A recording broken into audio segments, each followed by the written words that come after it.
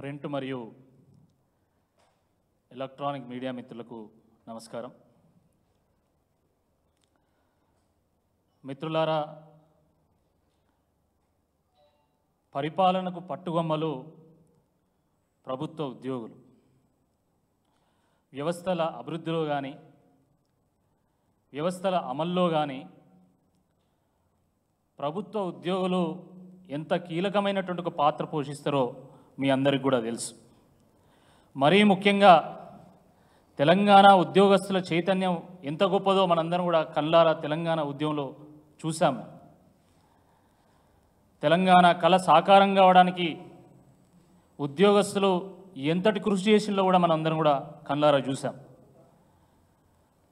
మరి అటువంటి ఉద్యోగస్తుల విషయంలో కూడా కాంగ్రెస్ పార్టీ అసెంబ్లీ ఎన్నికల సందర్భంగా అనేక హామీలు ఇవ్వడం జరిగింది. మరి కాంగ్రెస్ ప్రభుత్వం వచ్చిన తర్వాత ఇటు సామాన్యులనే కాకుండా ఉద్యోగస్తుల మీద కూడా కనికరం లేకుండా మోసం చేయడం జరిగింది. ముఖ్యంగా చిరు ఉద్యోగస్తుల యొక్క సమస్యలు చెప్పుకుంటే ఇజ్జత్ పోయేలా ఉన్నది, చెప్పుకోకపోతే ప్రాణం పోయేలా ఉన్నది. ఇది వాస్తవం. ఇది గ్రామాలకు కంటిరెప్పలాగా కాపాడేటువంటి గ్రామ పంచాయతీ సిబ్బందికి ఈరోజు దిక్కు లేకుండా పోయింది. వాస్తవానికి పల్లెలను అద్దంలాగా మెరిసేటట్టు చేసేది గ్రామ పంచాయతీ సిబ్బంది. ఒక్క నెల వాళ్ళు పని చేయకుండా పక్కకు తప్పుకుంటే మొత్తం రాష్ట్రమే చెత్తకుప్పలా పేరుకపోతుంది. మరి అటువంటి గ్రామ పంచాయతీ సిబ్బంది ఈరోజు 7 నెలల నుండి జీతాలు రాక అరిగోసపడుతూ ఉన్నారు. రోడ్ల మీద భిక్షాటన చేస్తూ ఉన్నారు. ఆ చిత్రాలన్నింటినీ కూడా మనం పేపర్లో టీవీల్లో చూస్తూ ఉన్నాం.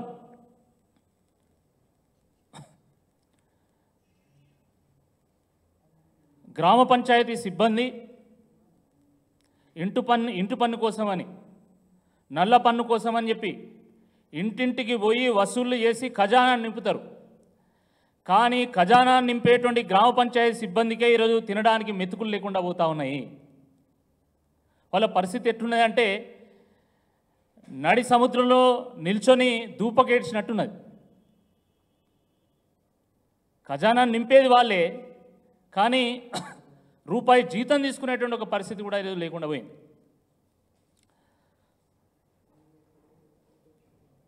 అదేవిధంగా మరి ప్రభుత్వ పాఠశాలల్లో కానీ సోషల్ వెల్ఫేర్ హాస్టల్లో కానీ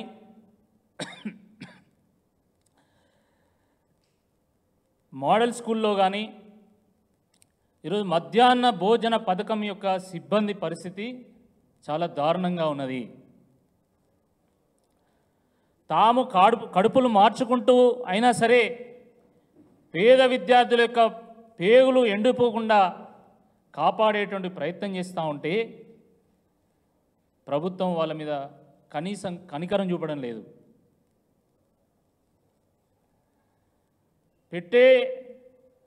పెట్టే చేయికి ఆసర లేకపోతే తినే కడుపు కూడా తృప్తి ఉండదు. కానీ దుర్మార్గం ఏంటంటే 7-8 నెలల నుండి కనీసం వాళ్ళకి జీతాలు ప్రభుత్వం ఇప్పటివరకు చెల్లించడం లేదు. వాళ్ళకి ఇచ్చే జీతం ఎంతయా అంటే 2,000-3,000 రూపాయలు. మధ్యాహ్న భోజన సిబ్బందికి ఇచ్చే జీతం ఎంత అంటే 2,000 రూపాయలు, 3,000 రూపాయలు. ఆ 2,000 రూపాయలు, 3,000 రూపాయలు ఇచ్చేటువంటి పరిస్థితి కూడా ఈరోజు రాష్ట్రంలో లేదా? ఇంత దుర్మార్గమా? ఎంత అవుతుందండి వాళ్ళకి చెల్లించడానికి? ఎంత ఖర్చు అవుతుంది? 5-10 కోట్లు కూడా కావు. కానీ 8 నెలల నుండి చిల్లి గవ్వ కూడా వాళ్ళకి చెల్లించడం లేదు. ఈరోజు ప్రాథమిక పాఠశాలల్లో ఉన్నటువంటి విద్యార్థులకు మధ్యాహ్న భోజనం మీద ఖర్చు పెట్టేది 5 రూపాయలు. హై స్కూల్లో పిల్లలకు ఖర్చు పెట్టేది 7 రూపాయలు. ఈ 5 రూపాయలతో 7 రూపాయలతో వాళ్ళు అన్ని సరుకులు కొని వాళ్ళు భోజనం వండి ప్రతిరోజు ఒక లీవ్ కూడా తీసుకోకుండా వాళ్ళు ప్రతిరోజు అక్కడ వంటలు వండి పిల్లలకు భోజనం పెట్టాలి. కానీ చివరికి ఏమవుతుందంటే వాళ్ళ ఇంటికి పోయి వాళ్ళ కడుపులు మార్చుకోవాలి. ఇది వాస్తవ పరిస్థితి. ప్రభుత్వం చెల్లించేది ఒక కోడిగుడ్డుకు 5 రూపాయలు. కానీ వాస్తవానికి ఈరోజు కిరాణం పోతే ఎక్కడన్నా 5 రూపాయలకు వస్తున్నాయి కోడిగుడ్డు. మినిమం హోల్సేల్ ధరనే ఈరోజు 6 రూపాయలు ఉన్నది, రిటైల్ ధర 6.5 7 రూపాయలు ఉన్నది. అటువంటి దగ్గర 5 రూపాయలు చెల్లించుకుంటూ ఈరోజు వాళ్ళ కనీస జీతం కూడా చెల్లించకపోతే వాళ్ళు ఎట్లా బతకాలి? వాళ్ళ పిల్లలు ఎట్లా బతకాలి? వాళ్ళ పిల్లలు పాఠశాలకు పోతుంటే పుస్తకాలు ఎట్లా కొనియాలి? వీళ్ళు కనీస సోయి ఉండాలి. అదేవిధంగా మోడల్ స్కూళ్ళలో ఉన్నటువంటి టీచర్స్ సంగతి అయితే ఇంకా ఘోరంగా ఉన్నది. 9 నెలల నుండి వాళ్ళకి జీతాలు, ఈ నెల జీతం 8 నెలల నుండి ఈ నెల జీతం వచ్చే నెల ఇస్తూ ఉన్నారు. 9 జిల్లాల్లో ఉన్నటువంటి మోడల్ స్కూల్ టీచర్లకైతే ఇప్పటికి జీతాలు రాలేదు. సిద్దిపేట, సిరిసిల్ల, నిజామాబాద్, సంగారెడ్డి, రంగారెడ్డి, వికారాబాద్, వనపర్తి, పెద్దపల్లి ఈ జిల్లాలు ఇప్పటివరకు జీతాలు కూడా రాలేదు. ప్రతి నెల కూడా ఒక నెల జీతం పెండింగ్ పెడుతూ వస్తున్నారు. ఉదాహరణకి జనవరి నెల జీతము ఫిబ్రవరి 16వ తేదీ ఇచ్చిండు, ఫిబ్రవరి నెల జీతము మార్చి 27వ తేదీ ఇచ్చిండు, మార్చి నెల జీతం ఏప్రిల్ 6వ తేదీ ఇచ్చిండు, ఏప్రిల్ నెల జీతం మే 9వ తేదీని ఇచ్చిండు, మే నెల జీతం జూన్ 11వ తేదీని ఇచ్చిండు. ఇక మళ్ళీ మీరు 1వ తారీఖు మేము జీతం ఇస్తున్నామని చెప్పుకోవడానికి కొంచెమన్నా మీరు ఆలోచన చేయాలి. కొంతమందికి మాత్రమే ఈరోజు 5వ తారీఖు లోపు జీతాలు వస్తున్నాయి. అనేక మందికి మళ్ళీ 8వ తేదీ, 10వ తేదీ, 15వ తేదీ కూడా జీతం ఇస్తున్నారు. కొంతమందికి అయితే ఈ నెల జీతం ఇంకో నెల ఇస్తున్నారు. కొంతమందికి అయితే 7 నెలల నుంచి 8 నెలల నుంచి అసలు జీతాలే లేవు. ఎస్సీ ఎస్టీ హాస్టల్లో, బీసీ హాస్టల్లో ఉన్నటువంటి అవుట్సోర్సింగ్ సిబ్బంది యొక్క పరిస్థితి దయనీయంగా ఉన్నది. 8 నెలల నుంచి చిల్లి గవ్వ ఇప్పటివరకు చెల్లించలే ప్రభుత్వం. మరి దాని సంగతి ఏందో ఒకసారి ప్రభుత్వం ఆలోచించాల్సిందిగా ఈ సందర్భంగా నేను కోరుతా ఉన్నాను. ప్రైవేటు వాళ్ళు శ్రమ దోపిడీ చేస్తే సరే అది జరుగుతున్నది అని చెప్పేసి మనం అనుకోవచ్చు. కానీ ప్రభుత్వమే శ్రమ దోపిడీ చేస్తూ ఉంటే దీని గురించి తప్పకుండా అందరం కూడా ఆలోచించాల్సినటువంటి అవసరం ఉన్నది. కనీస వేతనము చెల్లించాల్సినటువంటి బాధ్యత ప్రభుత్వం మీద ఉంటుందండి. కానీ మధ్యాహ్నం భోజనం వండించుకొని 100 మంది విద్యార్థులకు 3,000 రూపాయలు చెల్లిస్తూ ఈరోజు కనీస వేతన చట్టాన్ని కూడా ఈరోజు విస్మరించి తుంగలో దొక్కినటువంటి ప్రభుత్వం మరి ఈ ప్రభుత్వం కాదా అని చెప్పి ఈ సందర్భంగా మేము అడుగుతా ఉన్నాము. మరి అదేవిధంగా జూనియర్ కళాశాలల్లో ఉన్నటువంటి 1654 మంది అధ్యాపకులు వాళ్ళు మా నెల జీతము 28,000 నుండి 42,000కు పెంచాలని చెప్పేసి వాళ్ళు ధర్నాలు చేస్తూ ఉన్నారు. డిగ్రీ కళాశాలల్లో ఉన్నటువంటి 527 మంది అధ్యాపకులు వాళ్ళు కూడా మా జీతాలు 28,000 నుంచి 50,000కు పెంచాలని చెప్పేసి వాళ్ళు డిమాండ్ చేస్తూ వాళ్ళు ధర్నాలు చేస్తూ ఉన్నారు. ఆశా వర్కర్ల సంగతి మనకు తెలిసిందే. గతంలో వాళ్ళకు 1వ తారీఖు 2వ తారీఖు జీతాలు వచ్చేటి. కానీ ఈరోజు ఆశా వర్కర్లకు 20వ తేదీ జీతం వస్తున్నది. 20వ తేదీ మాకు జీతం సరైనటువంటి సమయంలో చెల్లించాలి. అదేవిధంగా మరి కాంగ్రెస్ ప్రభుత్వం ఇచ్చినటువంటి హామీ నెల జీతం 18,000కు పెంచాలనేటువంటి హామీ ఏదైతుందో దాన్ని కూడా నెరవేర్చాలని చెప్పేసి ఇటీవలనే వాళ్ళు కోటిలో కమిషనర్ కార్యాలయం ముందు వాళ్ళు ధర్నా చేయడం కూడా జరిగింది. తర్వాత కమిషనర్ గారు వచ్చి స్వయంగా వారే వచ్చి మేము 18,000 రూపాయల మీ వేతనం హామీని మేము నెరవేరుస్తామని చెప్పేసి వాళ్ళు మాట ఇచ్చిన తర్వాత మాత్రమే మరి వాళ్ళు ఆ సమ్మెను విరమించాలనే వాస్తవాన్ని కూడా గ్రహించాల్సిందే ఈ సందర్భంగా నేను గుర్తు చేస్తూ ఉన్నాను. ప్రభుత్వం ఆలోచించాలా. ముఖ్యంగా చిరు ఉద్యోగులంటే వాళ్ళకు ఎందుకు ఇంత చిన్న చూపు ఒకసారి ఆలోచించుకోవాలి. గ్రామ పంచాయతీ సిబ్బంది, ఎస్సీ ఎస్టీ హాస్టల్లో ఉన్నటువంటి అవుట్సోర్సింగ్ సిబ్బంది, మధ్యాహ్న భోజన పథకం సిబ్బంది లేదా ఆశా వర్కర్లు వీళ్ళు చిరు ఉద్యోగులండి. 5,000, 10,000, 8,000, 12,000 రూపాయలు జీతం తీసుకునేటువంటి వాళ్ళ జీతాలు మీరు నెలలు ఆపితే వాళ్ళు ఎట్లా బతకాలి, వాళ్ళ పిల్లలు ఎట్లా బతకాలి ఒక్కసారి కనీసం ఆలోచన ఉండాలి కదా అని చెప్పి ఈ సందర్భంగా మేము గుర్తు చేస్తూ ఉన్నాము.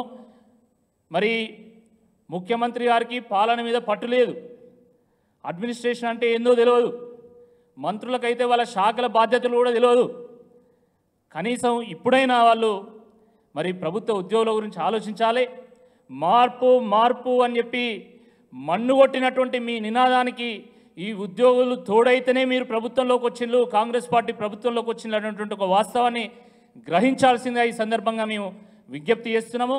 మరి ఇన్ని రోజులు మీరు జీతాలు చెల్లించకుండా గోసబెట్టుకున్నారు కాబట్టి దానికి పరిహారంగా మీరు వడ్డీతో సహా పెండింగ్లో ఉన్నటువంటి జీతాలను చెల్లించాలి.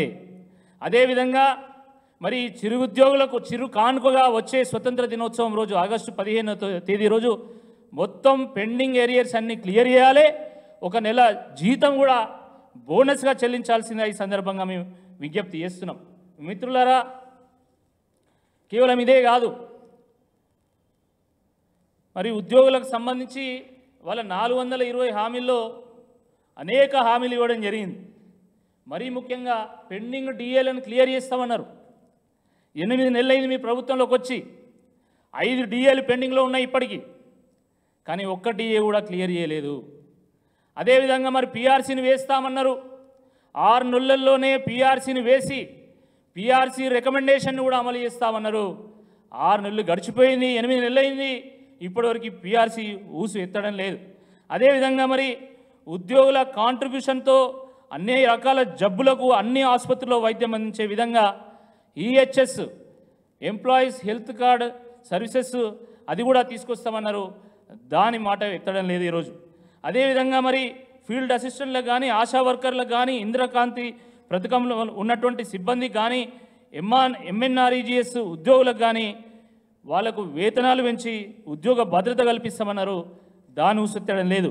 పంచాయతీ సెక్రటరీల సర్వీసును క్రమబద్ధీకరిస్తామన్నారు. దాని గురించి కూడా మాట్లాడడం లేదు. కాబట్టి కేవలం నిరుద్యోగులనే కాదు, ఉద్యోగులను కూడా ఈరోజు ప్రభుత్వము మోసం చేస్తూ ఉన్నది. దానికి నేను చెప్పినటువంటి ఉదాహరణలే, మరి చెప్పినటువంటి విషయాలే ఉదాహరణలుగా తీసుకోవాల్సిందిగా ఈ సందర్భంగా నేను విజ్ఞప్తి చేస్తూ ఉన్నాను. మరి ఈ సందర్భంగా ప్రభుత్వం ముందు చాలా స్పష్టమైనటువంటి డిమాండ్లు పెడుతున్నాం. మొదటిది, చిరుద్యోగులకు పెండింగ్లో ఉన్నటువంటి జీతాలన్నీ క్లియర్ చేసి ఈ చిరుద్యోగులకు చిరుకానుకగా ఆగస్టు 15వ తేదీన ఒక నెల జీతం బోనస్గా ఇవ్వాలి. రెండవది, మీరు 1వ తారీఖు జీతం ఇస్తానటువంటి హామీని తూచా తప్పకుండా అమలు చేయాలని చెప్పి ఈ సందర్భంగా డిమాండ్ చేస్తున్నాము. మూడవది, పెండింగ్లో ఉన్నటువంటి 5 డిఏలను కూడా క్లియర్ చేయాల్సిందిగా డిమాండ్ చేస్తున్నాము. నాలుగవది, 6 నెలల్లో పిఆర్సీని వేసి కొత్త పే స్కేల్ని అమలు చేస్తామన్నటువంటి మాటను నిలుపుకోవాల్సిందిగా డిమాండ్ చేస్తున్నాము. మరి అన్ని రకాల జబ్బులకి ఉద్యోగుల యొక్క కాంట్రిబ్యూషన్తోని అమలు చేస్తామన్నటువంటి ఎంప్లాయీస్ హెల్త్ కార్డ్ సర్వీసెస్ను కూడా అమలు చేయాల్సిందిగా డిమాండ్ చేస్తున్నాము. మరి గెస్ట్ లెక్చరర్స్ కానీ, లేదా ఫీల్డ్ అసిస్టెంట్లు కానీ, ఆశా వర్కర్లకు కానీ, ఇందిరాక్రాంతి పథకం కింద ఉన్నటువంటి వాళ్ళు కానీ, లేదా మన్రేగా కింద ఉన్నటువంటి సిబ్బంది కూడా మీరు జీతాలు పెంచుతామన్నటువంటి హామీని కూడా మనం అమలు పరచాల్సిందిగా ఈ సందర్భంగా మేము డిమాండ్ చేస్తున్నాము. పాఠాలు చెప్పేటువంటి గురువుల యొక్క గౌరవాన్ని కాపాడాలి. ఆశా వర్కర్ల యొక్క ఆశలు నెరవేర్చాలి. ఆగమైనటువంటి కాంట్రాక్టు అవుట్సోర్సింగ్ ఉద్యోగులను ఆదుకోవాలి. మరి గ్రామ పంచాయతీ సిబ్బంది యొక్క గోసను తీర్చాలి. పారిశుద్ధ్య కార్మికులను కాపాడాలి. ఈ చిరుద్యోగుల యొక్క పెదవులపైన చిరునవ్వులు పూయించాలని చెప్పి ఈ సందర్భంగా మేము డిమాండ్ చేస్తున్నాము. తప్పకుండా మీరు హామీ నెరవేర్చితే సరే, లేకపోతే తప్పకుండా ఉద్యోగస్తుల విషయంలో కూడా మరి బీఆర్ఎస్ పార్టీ ఒక కార్యాచరణ ప్రకటించి ఉద్యోగస్తులతో కలిసి ముందుకు సాగుతాయని చెప్పేసి ఈ సందర్భంగా హెచ్చరిస్తున్నాం. నా ప్రశ్న ఉంటే అడగవచ్చు.